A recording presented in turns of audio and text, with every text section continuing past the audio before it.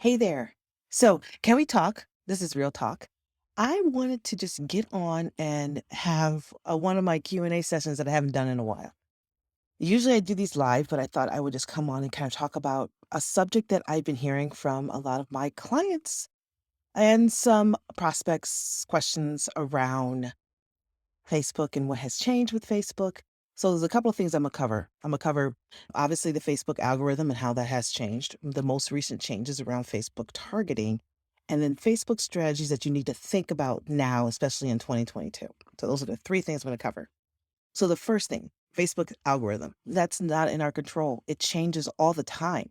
And their algorithm is set for certain things that will benefit, obviously, Facebook and their greater goal, but also things that you need to follow from a rule standpoint.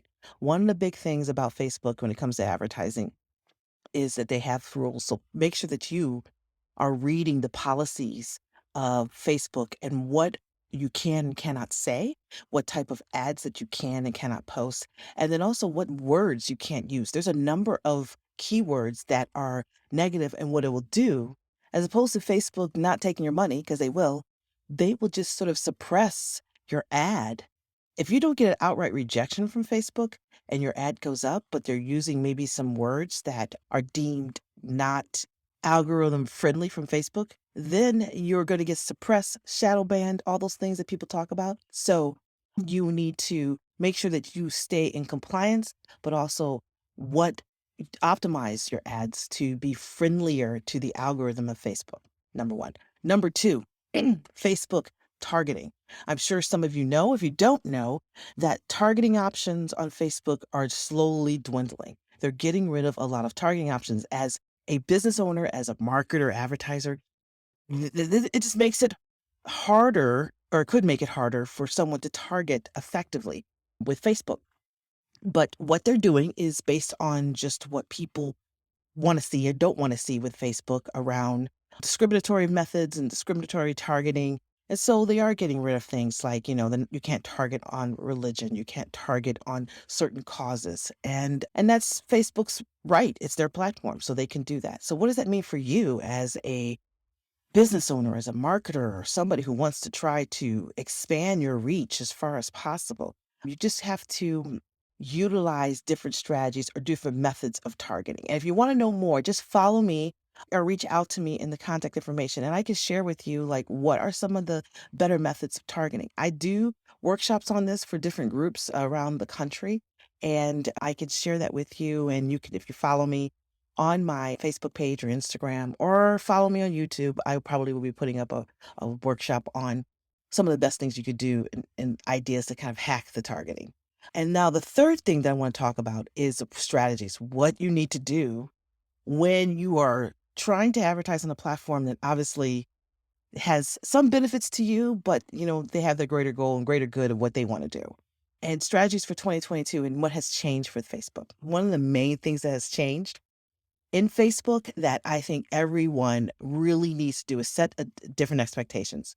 The days are gone when you can have a lead for $1 or a conversion that's $1.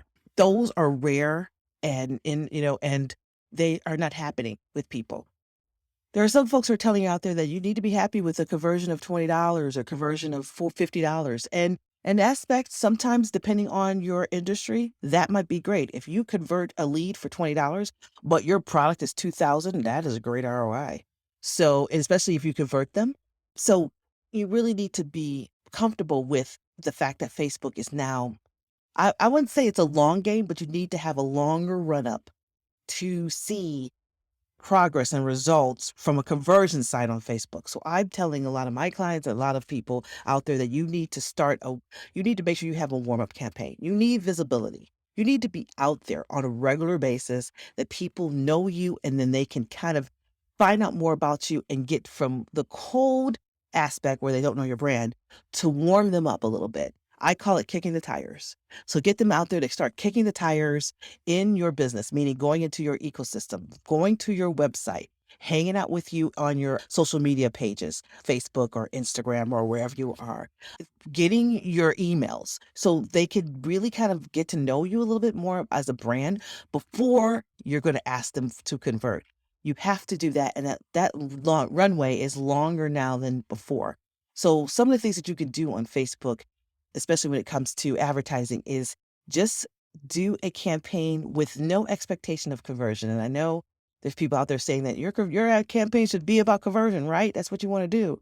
Right now, you need to warm up and you need to create a nurture campaign. This is the strategy side of Facebook that maybe some folks haven't talked about. They talked about the mechanics of building out a campaign to convert, but you need to do it from a strategic standpoint. So, from a marketer standpoint, you need to look at it holistically. And that's what I do with my clients. I'm not just looking at like, all right, let's start a Facebook campaign. I need to understand the strategy. You need to understand the strategy first. You need to understand how else are you communicating with them out there. So that all plays a role. It all works together in a wonderful, harmonious level. So the strategy piece is important. And I usually tell my clients to start with looking at a very simple reach campaign, a reach campaign to just kind of get you out there, warmed up, get some folks trickling into your website on a regular basis for a long period of time. Creating a 90-day campaign. I know some of you in small businesses are like, I can't afford that. But at the rate that I'm thinking about doing it, you can. It's fairly simple. Just try to create a little bit of a buzzworthy, buzzy type of campaign. So that way you're just sort of out there.